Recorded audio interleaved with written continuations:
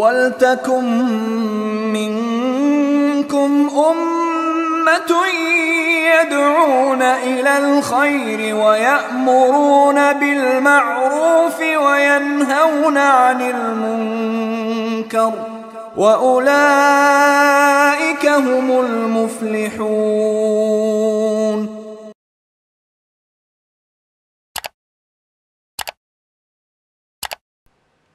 إن الحمد لله نحمده ونستعينه ونستغفره ونعوذ بالله من شرور أنفسنا ومن سيئات أعمالنا من يهده الله فلا مضل له ومن يضلل فلا هادي له وأشهد أن لا إله إلا الله وحده لا شريك له وأشهد أن محمدا عبده ورسوله.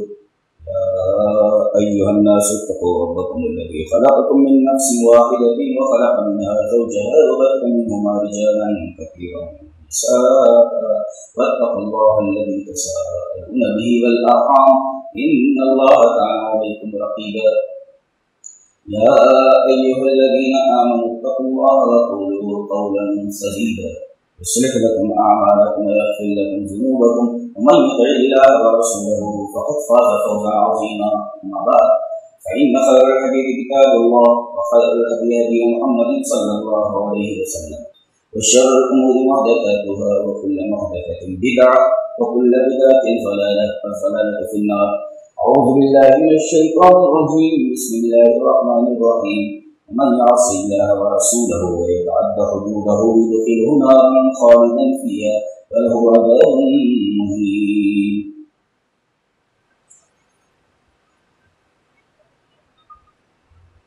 اللہ تبارک و تعالی نے سورہ نساء کی 11 نمبر اور 12 نمبر آیتوں میں وراثت کی تقسیم فرمائی.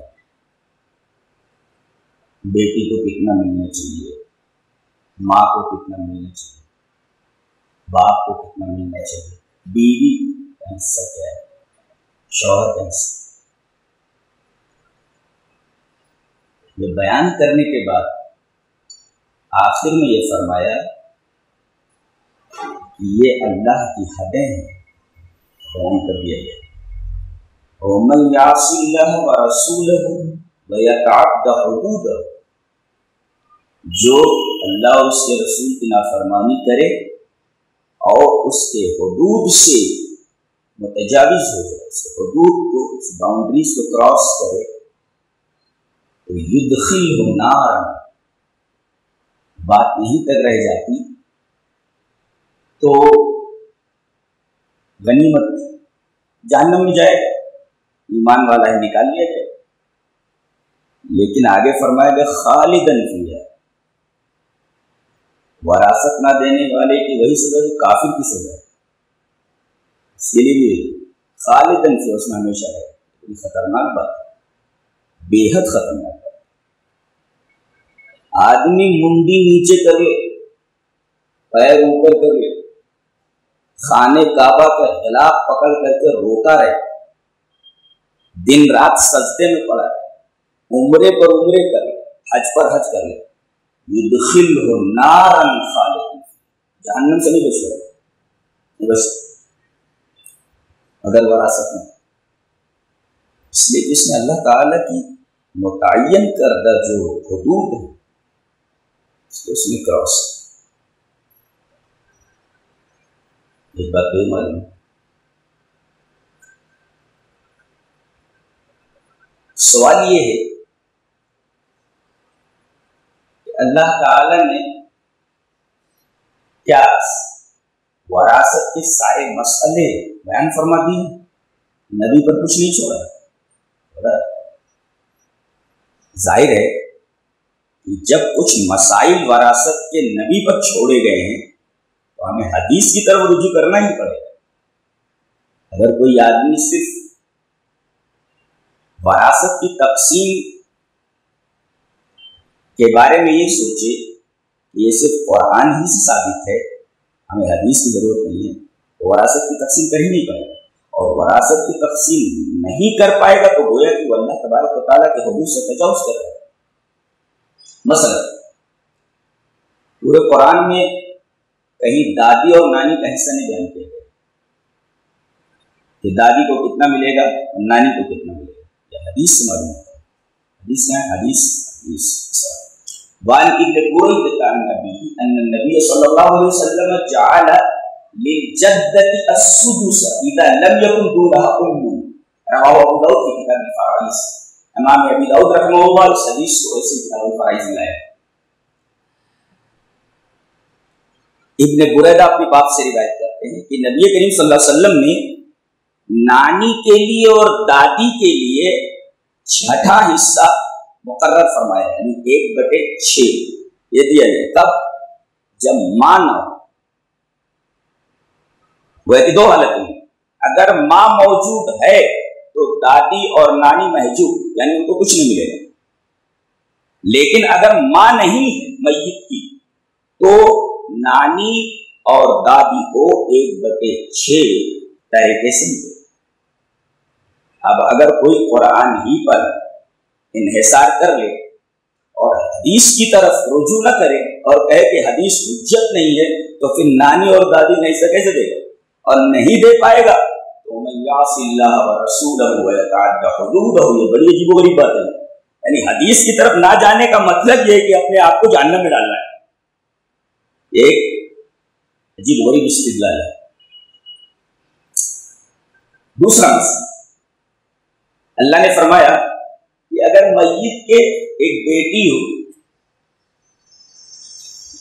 یا 2 بیٹیاں ہوں 2 سے زائد، یا بیٹے کے ساتھ آ جائے، 3 حالتیں ہیں بیٹی میں.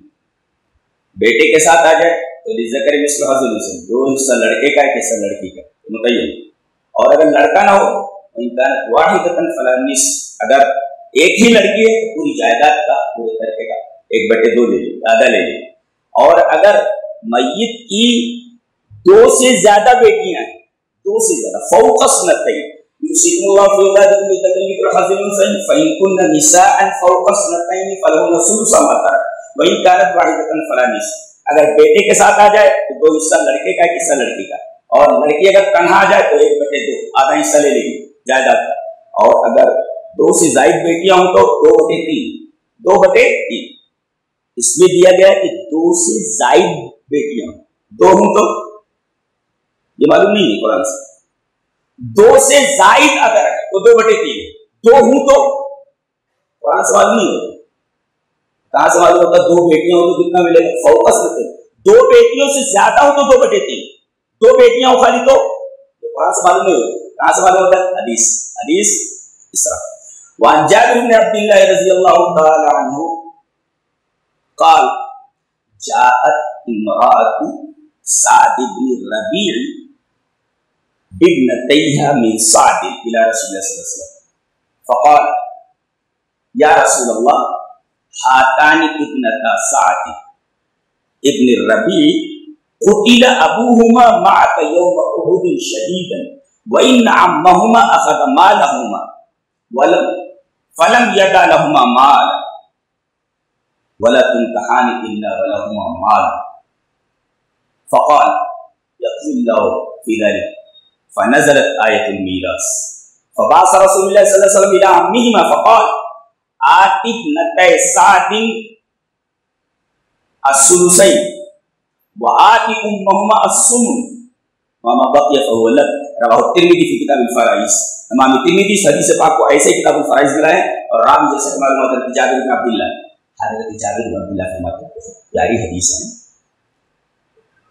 سعد بن ربیع ایک صحابی ہے، وہ جنگ احد میں نبی کریم صلی اللہ علیہ وسلم کے ساتھ گئے تھے اور وہیں شہید ہو گئے. بہت پیارا صحابی. یہ وہی ہے جس کی موافقت حضرت عبد الرحمن بن عوف سے کرائی گئی اور انہوں نے کہا تھا میری 2 بیوی ہیں، دیکھ لے جو پسند آئے اس کو طلاق دے دیتا ہوں، عدت کے بعد نکاح کر لوں اور اپنی جائیداد کے 2 حصے کرتا ہوں، آدھا تو لے لے آدھا میں لے.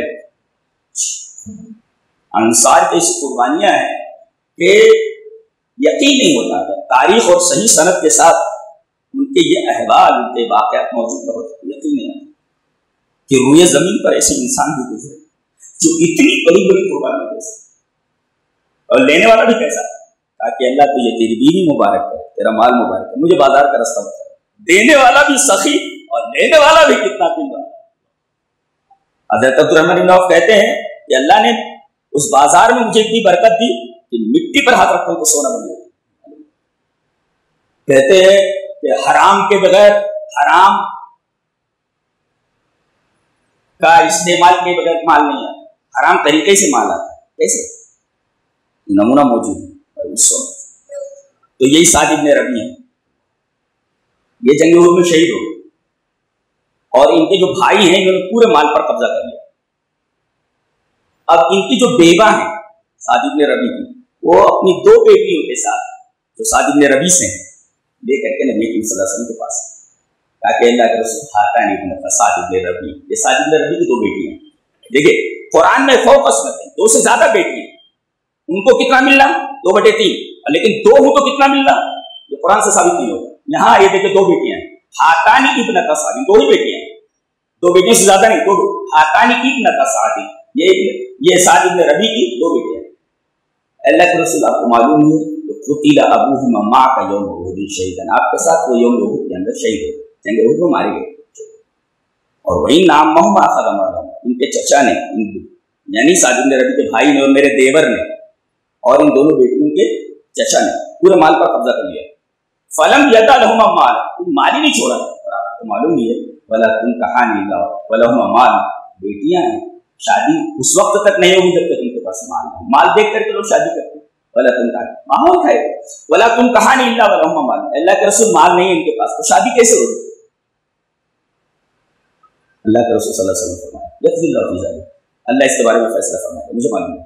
پتہ یہ چلا کہ جب تک اللہ نہ بولے تب تک رسول نہیں بولے، اور جب تک رسول نہیں بولے، جب تک جبرائیل نہ بولے، اور جبرائیل اس وقت بولے گے اللہ، دیکھیے یقضی اللہ فی ذلک، اللہ فیصلہ کرے۔ مایوس ہو کر کے جانے لگے، اللہ نے ہم لوگوں کے بارے میں کچھ نہیں رکھا ہے۔ حضرت جبرائیل آیت میراث لے کر نازل، فنزلت آیت المیراث، ارے پورا واپس کرو۔ عرش والے نے اس کمزور عورت کے حال کو دیکھا، وہ ہٹی ہے کہ جبرائیل آیت میراث لے کر نازل، کہا کہ تمہارا مسئلہ اللہ نے حل کر دیا۔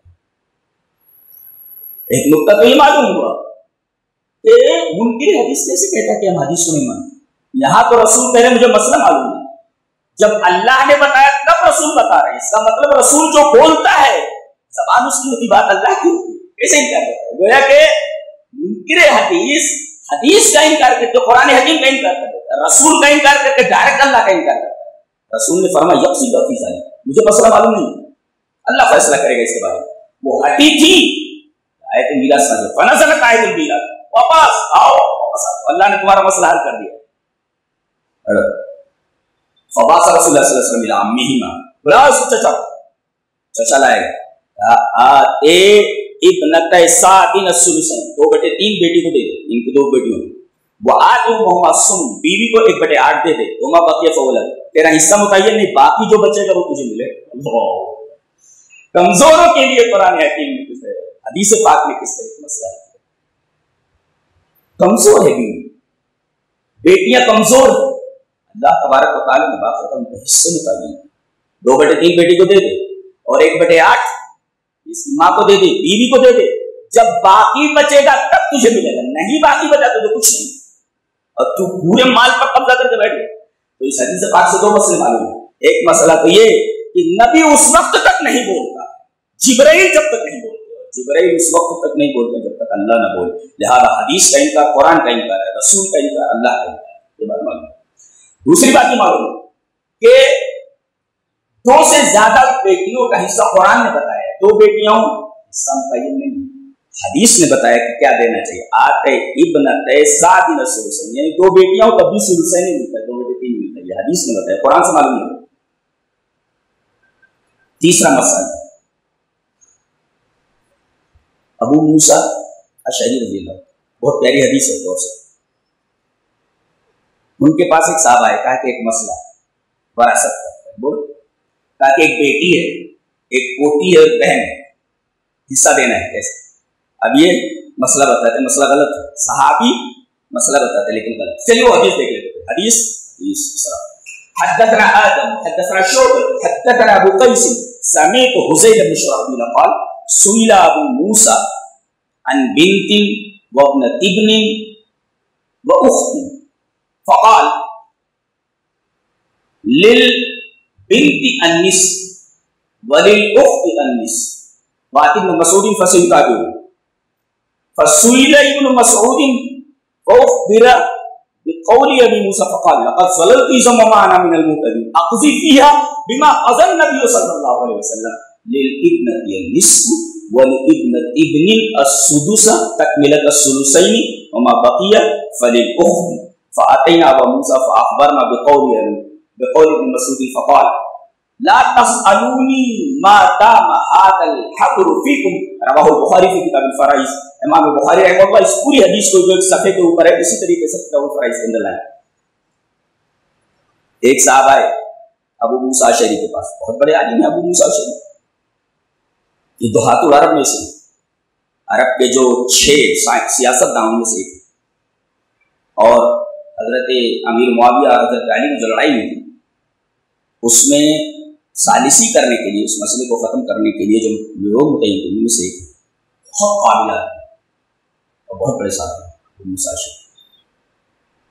آدمی نے پوچھا ایک لڑکی ہے، ایک پوتی ہے اور ایک بہن ہے، میت کی بیٹی ہے، پوتی ہے اور ایک بہن ہے، حصہ کہا کہ بیٹی کا آدھا ہے اور بہن کا آدھا ہے، آدھا یہ لے لے گی، 1/2 یہ 1/2 بہن، یہ پوتی محروم، اس سے کچھ نہیں ہے۔ لیکن مسئلے میں شک ہے تاکہ بات ابن مسعود کے پاس جاؤ، فصل تابعونی، جو میں نے کہا ہے وہی وہ بھی کہیں گے۔ دیکھو یہاں مولوی کیا ہوتا ہے، مسئلہ بتا دیتا ہے، شک بھی رہتا ہے تو خفت نہ ہو کہ کہیں میری ناک نہ کٹ جائے، وہ دوسرے مولوی کی طرف ریفر نہیں کرتا۔ مولوی ہے یہ کہہ رہے دیکھو مسئلے میں مجھے تھوڑا ڈاؤٹ ہے، بات ابن مسعود مجھ سے بڑے عالم، اور ابن مسعود سے پوچھو، عالم بولتا ہے کہ مجھ سے بڑا فلاں عالم ہے، اس کے پاس جاؤ، ناک نیچے ہو جائے گی، آتا جاتا کچھ نہیں، ناک نیچے ہو جائے گی، مسئلہ غلط چلے تاکہ بات ابن مسعود کی صحیح بات ہے، ابن مسعود کا جو مسئلے میں ذرا ڈاؤٹ ہے مجھے آئے، فسئل ابن مسعود واخبر بقول ابي موسى فقال، آتے ہی انہوں نے کہا کہ ایک لڑکی ہے، ایک پوتی ہے اور ایک بہن ہے، اور اخبر بقول ابی موسیٰ، اور ابو موسیٰ نے یہ بتایا کہ لڑکی کا آدھا اور بہن کا آدھا، پوتی کو کچھ نہیں ملے، فوراً بولے لقد ظللت اذا ما انا من المهتدين، اگر میں ایسا فیصلہ کر دوں تو میں گمراہ ہو جاؤں گا، ہدایت یاب ہونے والوں میں سے نہیں ہوگا۔ پتہ یہ چلا کہ اگر کوئی آدمی حدیث کے خلاف مسئلہ بیان کرتا ہے تو وہ ضلالت ہے، گمراہ، ہدایت نہیں ہے۔ اور دوسرے اگر واضح ہو جائے کہ میں نے مسئلہ غلط بتایا ہے تو اسے فوراً رجوع کر لینا چاہیے، جیسا کہ یہاں حضرت ابو موسیٰ اشعری نے رجوع کیا جب مسئلہ واضح ہو گیا کہ یہ مسئلہ صحیح نہیں ہے۔ اور تیسری بات یہ معلوم کہ صحابی بھی غلطی کر سکتا ہے، صحابی بھی غلطی کر سکتا ہے، صحابی سے بھی غلطی ہو سکتی ہے مسئلے میں، لہذا ہمیں ڈائریکٹ نبی کریم صلی اللہ علیہ وسلم کی طرف پلٹنا ہے۔ کہا کہ پھر آپ بتائیے، کہا کہ 1/2 للابنۃ النصف، بیٹی کو 1/2، ولابنۃ ابن السدس تکملۃ الثلثین، ثلثین مکمل کرنے کے لیے یہ جو پوتی ہے اس کو 1/6 ملے گا۔ انہوں نے بیٹی کو یا پوتی کو انہوں نے کچھ نہیں دیا تھا، انہوں نے ابو موسیٰ نے، اور بہن کو 1/2 دے دیا تھا، یعنی بیٹی کا 1/2، بہن کا 1/2، اور پوتی محروم محجوب۔ یہ مسئلہ اس طرح بتا رہے ہیں کہ بیٹی کو 1/2، پوتی کو 1/6 تک ملک الثلثین، وہ ایک فرائض کا قاعدہ ہے، ابھی تو ٹائم نہیں سمجھا سکتا، تو بہرحال 1/6 پوتی کو ملے گا اور 1/2 بیٹی کو ملے گا، اور باقی اگر بچے تو ملے گا بہن کو، اگر نہیں بچا تو نہیں ملے گا، بچہ تو بہن۔ انہوں نے 1/2 دے دیا تھا، یہاں معاملہ یہ ہے کہ اگر بچے گا تو ملے گا، نہیں بچے گا تو نہیں ملے گا، یہ معاملہ۔ اب یہ کہ بیٹی کی موجودگی میں بہن کو کتنا ملتا ہے یہ قرآن سے ثابت نہیں ہے، یہ حدیث سے ثابت ہے کہ بیٹی کی موجودگی میں بہن کو باقی ملتا ہے، اسبہ مال غیر ہو جاتی ہے، بیٹی کے ساتھ اسبہ مال غیر، باقی بچے گا تو لے گی، باقی اگر نہیں بچا تو اس کو کچھ نہیں ملے گا۔ اور بیٹی کی موجودگی میں پوتی کو 1/6 تکملۃ الثلث ہے، یعنی عجیب بات ہے کہ بیٹی اگر موجود ہے پوتی بھی ہے میت کی، تو بیٹی کو 1/2 اس لیے کہ وہ میت سے زیادہ قریب ہے اور پوتی زیادہ دور ہے، تو اقرب کی موجودگی میں آباد محجوب ہو جاتے ہیں، لیکن اللہ تبارک و تعالیٰ نے پوتی کو 1/6 دلایا بیٹی کی موجودگی میں۔ کیا قانون ہے اسلام، کمزوروں کے لیے کتنا زبردست قانون۔ چوتھا مسئلہ، اگر میت کی ایک بہن ہے تو 1/2، چلو پڑھ لیتے آیت پہلے پڑھتے۔ يستفتونك قل الله يفتيكم في الكلالة إن امرؤ هلك ليس له ولد وله أخت فلها نصف ما ترك فإن كانت سنتين فلهما الثلثان وهو يرثها إن لم يكن لها ولد فإن كانت سنتين فلهما الثلثان مما ترك وإن كانوا إخوة رجال ونساء فللذكر مثل حظ الأنثيين يبين الله لكم أن تضلوا والله بكل شيء عليم۔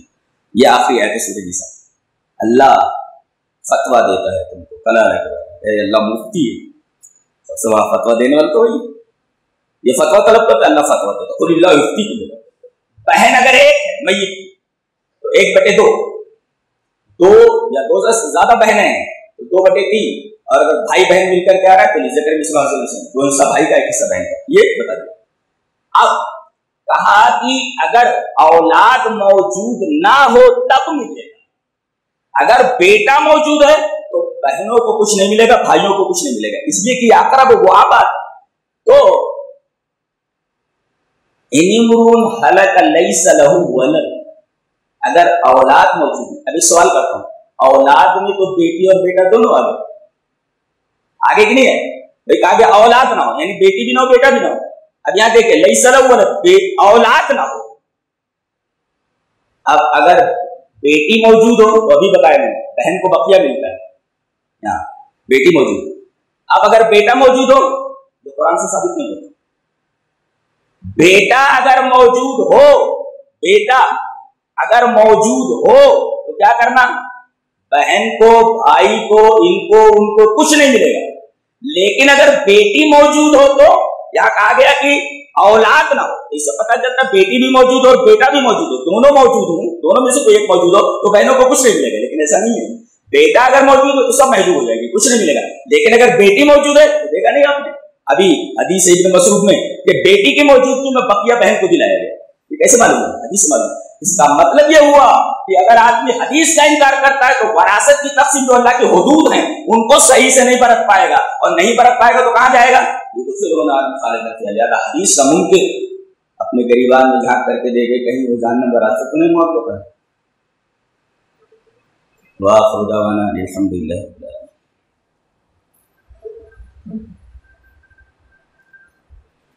إن الحمد لله نحمده ونستعينه ونستغفره ونعوذ بالله من شرور أنفسنا ومن سيئات أعمالنا من يهده الله فلا مضل له ومن يضلل فلا هادي له وأشهد أن لا إله إلا الله وحده لا شريك له وأشهد أن محمدا عبده ورسوله أما بعد يا أيها الناس اتقوا ربكم الذي خلقكم من نفس واحدة وخلق منها زوجها وبث منهما رجالا كثيرا ونساء واتقوا الله الذي تساءلون به والأرحام إن الله كان عليكم رقيبا يا أيها الذين آمنوا اتقوا الله وقولوا قولا سديدا يصلح لكم أعمالكم ويغفر لكم ذنوبكم ومن يطع الله ورسوله فقد فاز فوزا عظيما